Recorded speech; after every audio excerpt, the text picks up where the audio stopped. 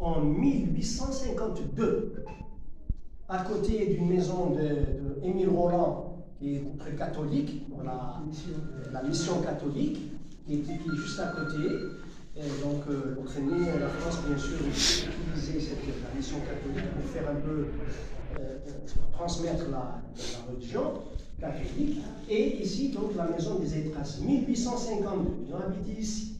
Ils ont régné sur la vallée du Sébaou et ils ont constitué toute une petite armée, qu'on appelait le Jaish al-Abaqili.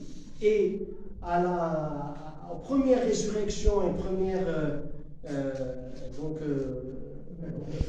révolte de Sheikh Haddad et de Mokrani, Al-Qaïd Ali Okassi a suivi un peu ces révoltes-là et on a connu la première bataille, la première résurrection de 1871.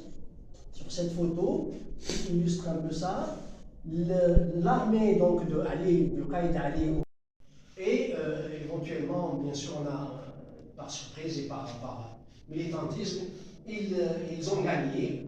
Donc, et bien sûr est venu se venger. Sur cette photo, on illustre un peu mais après, quand ils sont venus, ils ont incendié tout le village.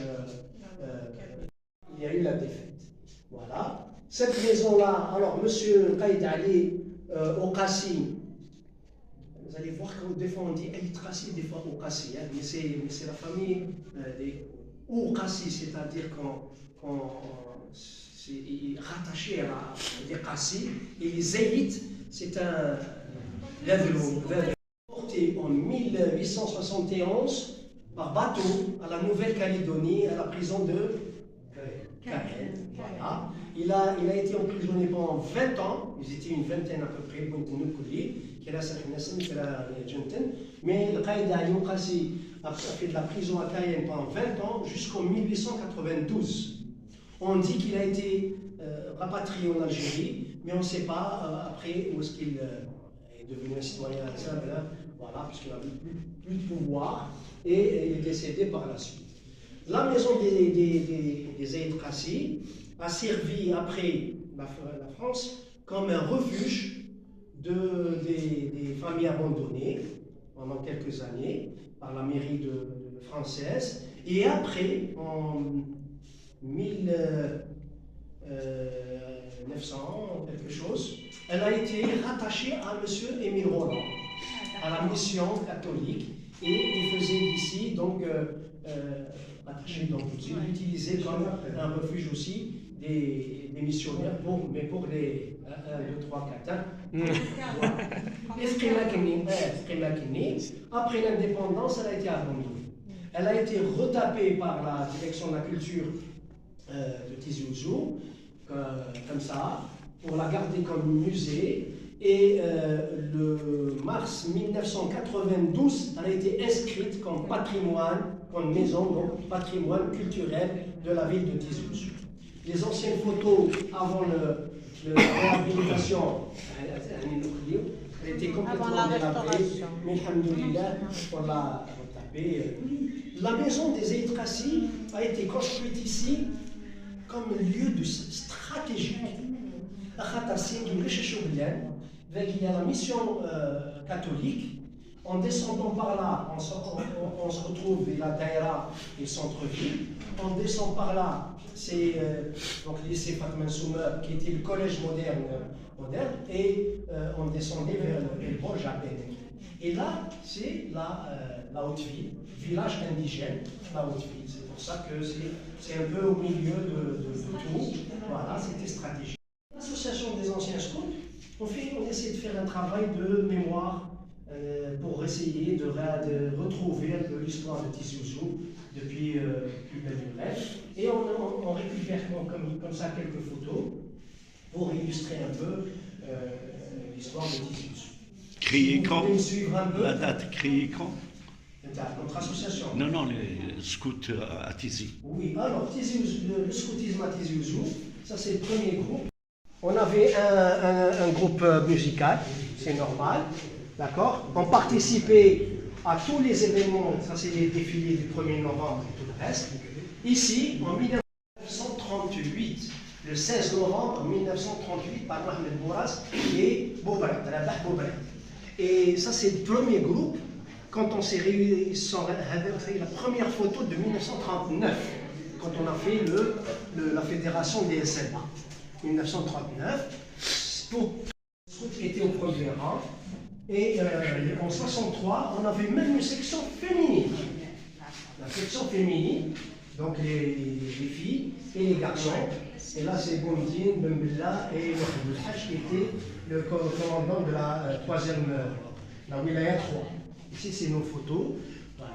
Par contre, c'est l'aéroport Boudaïsi, d'où décollaient les avions pour bombarder les Moudjahidines dans les maquis.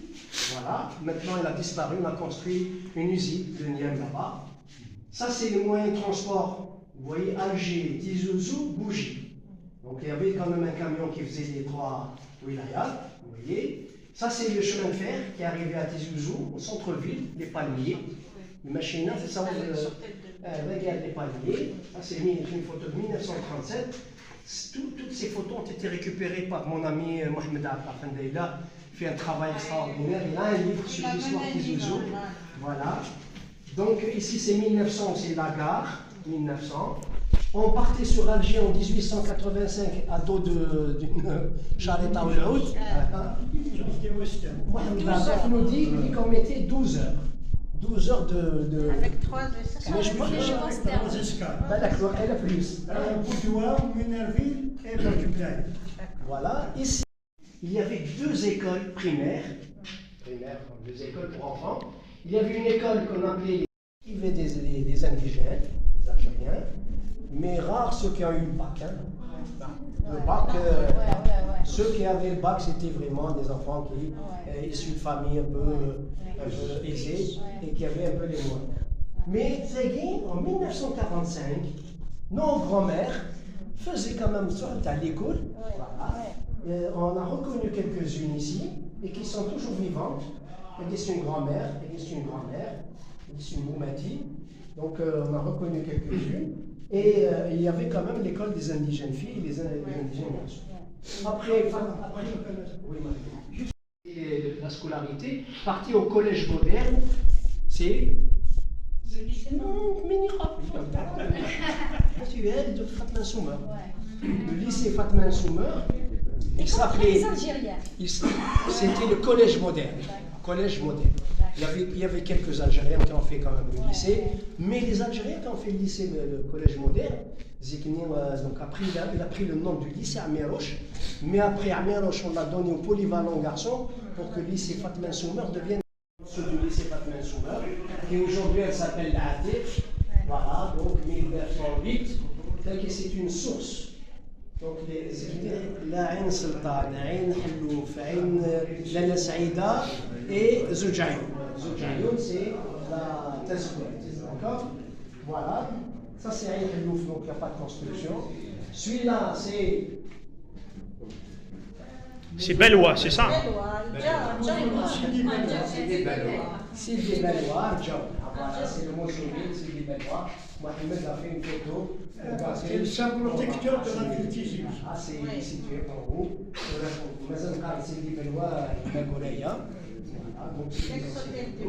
Celle-ci, c'est l'ancienne mairie, la place de la centre-ville en 1910.